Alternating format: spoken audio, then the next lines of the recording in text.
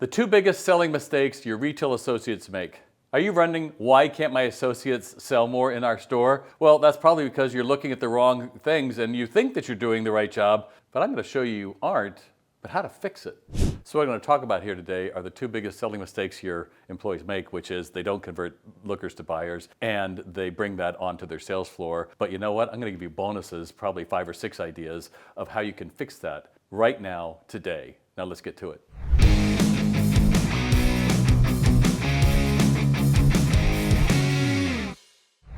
All right, so come closer because I'm going to shock you with the first one. Why aren't they selling more? Because they're selling from their own wallet. What does that mean, Bob?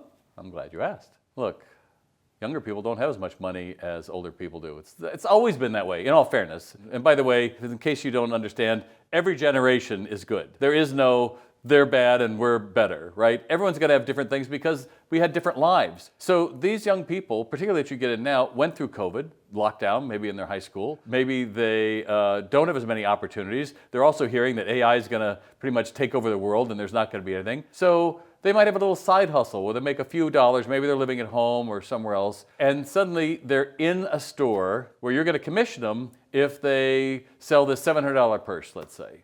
They don't have $700. What a waste of money. I'd buy it on Farfetch. I'd buy it used. I wouldn't buy that, right? Unless you get their head around it, you know what they're going to do? They're going to sell at the bottom. So you have another brand. I don't want to say any brands in case some of you want to work with me as a client, which, by the way, if you do, you can look down below and contact me. Oh, and before I go too far, make sure you subscribe and learn more about my videos because I got an awful lot of them for you. But we're talking about why they don't sell more in your store because they're selling from their own wallets. If they don't believe in your product, or you have a bunch of features it has, well, if they don't care about those features, right? It doesn't have to be long lasting, it doesn't have to be made from titanium alloy, et cetera, then they don't want to sell it.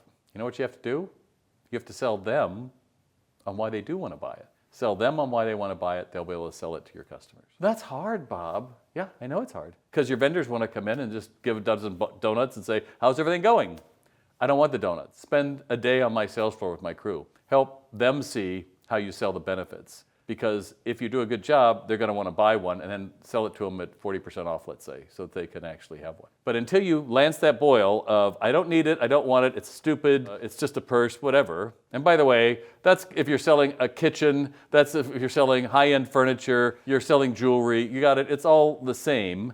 Just put in your product. Unless you get them to understand your benefits of those features, you're going to be sitting around and they're going to be stepping over dollars to get pennies. Because if I start at the bottom, right, I'm looking for a gift for my wife or husband or whatever, and you present me the first option and it's $150 and you believe in it because you don't have any money, so you're telling me all the features, why it makes sense, it's frugal and all that, right? And you can resell it later, all that, right? And then they say, oh, I have this other one for $400. You're like, no, that's good because you started with this. Great. Because selling is nothing more than the transference of feeling. Wait, stop everything. What did he say? Yeah, selling is nothing more than a what? Transference of feeling. That means because I feel good about something, I can sell it to you. Downside is, I don't feel good about something, I can sell that to you. You know, the word from Oxford Dictionary from 2026 was enraged, that things that are enraged sell better. We used to think sex sells, but now it's enraged sells better. And so if we understand that what we are thinking about is how do I turn that corner of AI and algorithms telling us you should be enraged and this is wrong and I don't like it. And now you have to get them to say, I like this and why I like this. That's a lot of work. It is a lot of work. But it starts in the foundation. Now, I have another video you can watch at down below where I talk about the cake principle. Cake principle is really huge in retail. No one else calls it the cake principle. I personally like cake. I'm saying any cake is pretty much good, even the weird red velvet cake, which doesn't taste like velvet. But anyway, that bottom layer is the associate knowing how to sell, knowing how to engage a stranger. That means even if they can't afford it, they can transfer that feeling of why this is the best for you and enjoy them buying it, right? So they can vicariously, that transfers a feeling like, oh, honey, we get our dream kitchen. Isn't this wonderful? They can experience that because they're going to transfer that right to your employee. Wouldn't that be worth something? Wouldn't that be nice to be able to get thank yous at the end of a sale? Wouldn't that be nice to get a written comment? Oh, Marilyn was so wonderful because she really got us. That doesn't happen. You have to train religiously. And make no mistake, you are in the Olympics every single day you're in retail. There are a million places you could buy things, but 80% of people want to come into a brick and mortar store. You know, I spoke in China recently. I said that in a few other videos earlier. And while it's 80% of people in the United States want to buy things in a brick and mortar store, what do you think it is in China? China's known as the digital leaders. They have all kinds of amazing payment services and buy online, pick up, all these different versions. 73%. And yet the narrative is they're all online. Guess what? Your associates hear that too. They're all online. I was actually in an Apple store. I've told this story on some of my other videos, but you can hear it again. And I had to get one item for my computer, a cable or something. I said, oh, by the way, I also need a 1 terabyte external drive for when I'm traveling. She goes, don't buy it from us. I'm sorry, what? Wait, what? What? And she goes, come with me. We went over to one of their Macs, opens up a website, and she goes, oh, here it is. I'll print this out for you. You can save $100 on buying it on us. She thought that was great customer service. If I was a manager and I saw that, I would be a reprimand. How do you get there? I tell you how you get there. You're selling from your own wallet. No one's talking about this because no one understands retail like I do. I've been in this business 30 years, folks. I don't care what the magic is, the new AI, the shopping bot, the beacons, there's magic mirrors, all kinds of other stuff. It's a game of connection. Retail is a game of me opening my heart when I come to work, and I'm open to whatever's going to happen. I am looking forward to it because people want to come in the door and they want to be the hero, right? I want to be the hero when I give this gift to my husband or wife. I want to be the hero when I give my child this toy. I want to feel like a hero when I walk in that business meeting. If you understand that psychology, then you understand that when I want to feel like a hero, I need someone who mirrors being a hero.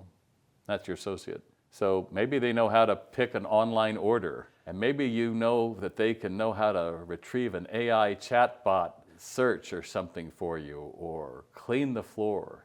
None of that matters. All that matters is, can they engage a stranger at a high enough level that they can puncture some of their ideas about a brand, right? Like, oh, I wouldn't buy this. I hear that they're X, Y, and Z. And they can say, well, actually, a lot of people think that, but let me show you why that's not true and how that might be really good for you. But they can't even get in that conversation until they find out, do we have something alike?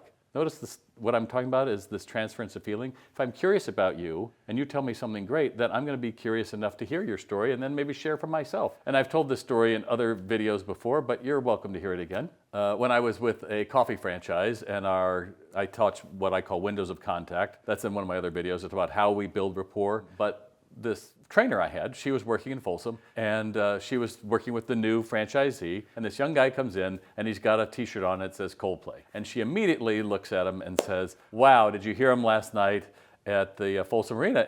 And he said, yeah, I did. I was in row 7. She goes, no way. And he goes, why? She goes, I was in row 11. And they said, really? And they had this nice little moment. Anyway, he left. He came back a couple times. Ultimately, they got married. Now, I'm not telling you that you'll get married if you build rapport. But you know how great that felt when the two of them were equals and having fun?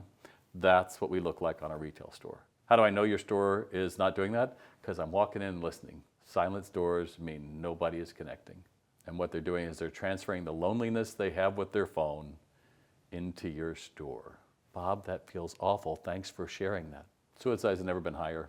53% of young men are more lonely than ever. Kids aren't getting together and having sex or getting married or any number of things. It's a crisis of loneliness. And when it's allowed to sit on your store, it means you didn't honor the responsibility of being a retail store owner or operator. And that is to normalize behavior of people as they come up through the system to understand it's more about somebody else than you. When you do that, people talk, they meet, they have a good time, they have a social circle, they're out engaging the world. When they don't, every bad thing that happens to them is condensed into that phone and shared, and that's the language of disappointment. Maybe you share it too. How was your day?